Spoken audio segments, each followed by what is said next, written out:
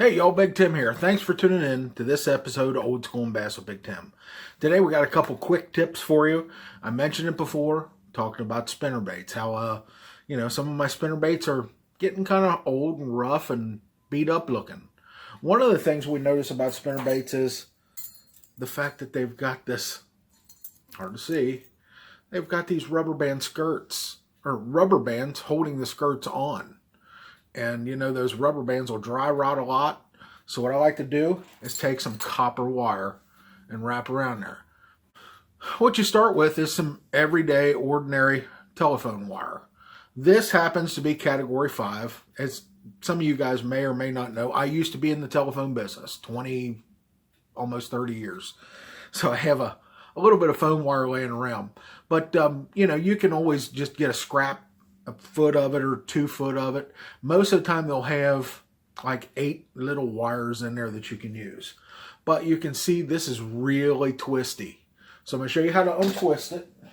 One of the easiest ways to untwist it is to take a standard ballpoint pen and put right in the middle of one of those twists. And then just pull. See how it kind of swings out? That'll straighten those wires out, okay, and get them untwisted. And then you'll have 2 individual wires. The next thing you'll want to do is you'll want to strip the sheathing off of here. And you can do this real easy with a pair of pliers. You just kind of barely nick it and pull it. You can see I stripped that off of there. Okay. And that is about as long as you need to do a spinnerbait. About 3 inches. So you snip that off. And from here, it's real simple. What you'll want to do, separate the strands of your skirt. Okay, once you get them separated, take your wire that we have here and just double it around there. I like to do it twice. In this process, I want to make sure that the wire is hanging in the middle. Then you want to take some pliers or teeth, pull it tight. Now, it's going to be kind of hard to see, but where the 2 wires cross each other, got to get the old cheaters out. Where the wires cross each other, you may not be able to see for the skirt, and I'm going to try to make it where we can see it, but kind of cross the wires, the 2 ends.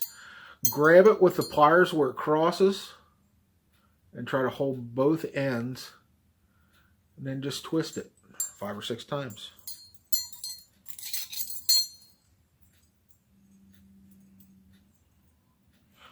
And then you want to make sure that when you cut the excess off, that's on the hook, the hook end. Otherwise, you'll have that hanging off the back, and it can get hung up, and cause you some hang-ups and some problems.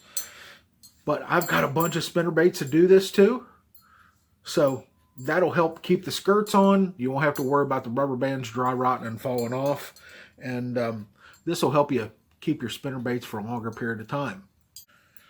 Now, you won't have to worry about doing this with a War Eagle spinnerbait because, well, then again, some of the new ones, I'm thinking they don't have this process done to them. But the old ones, they definitely had the skirts wired on. So hopefully we can see that. We got to cut that excess off.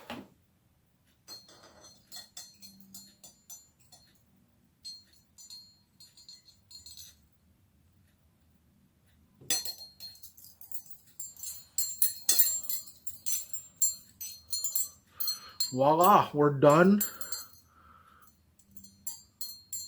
We have just a little bit right there of the tag. Get it real close there where you can see it.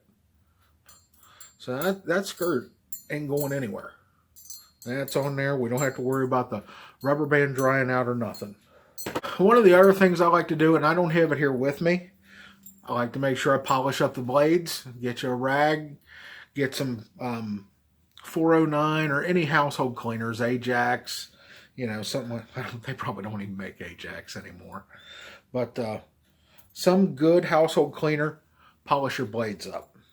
Sometimes they'll tarnish, and I don't think that's a bad thing unless it's just all the way tarnished, in which case I want to replace that blade.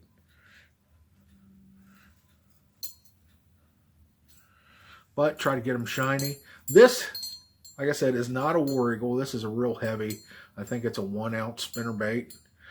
It's probably an old ledge buster. You can see it's got a giant blade on it I put on there. That's for ledge fishing. But that gives you a great idea of how you can save your spinnerbaits. Like I said, I've got a bunch more of them to do. So thanks for tuning in, and we will see you the next time on Old School and Bass with Big Tim.